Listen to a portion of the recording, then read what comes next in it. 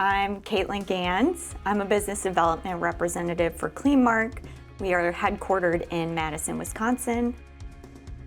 We service locations all throughout the country, primarily based in Madison, Milwaukee, and Appleton, where our offices are, and we've started to service the Janesville area.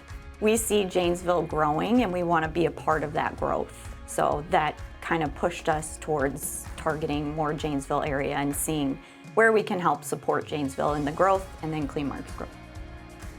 Kleenmark specializes in janitorial services, supplies, and pieces of equipment. We can help with contract cleaning as well as any type of cleaning supplies that you would need. We also do specialty services like carpet extraction, windows, floor care, and we can also perform construction cleanups. Target customer is going to be anyone with a dirty facility. So we can take care of pretty much all different types of verticals. We do commercial, we do airports, we do office space, as well as schools. Kleenmark's core values are trust, teamwork, and results. We're very involved in any community outreach. We like to partner with our clients actually to see what they're passionate about and go in together.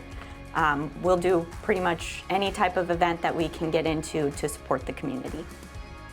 What sets us apart is that we're a one-stop shop. So we also have a full-service distribution arm.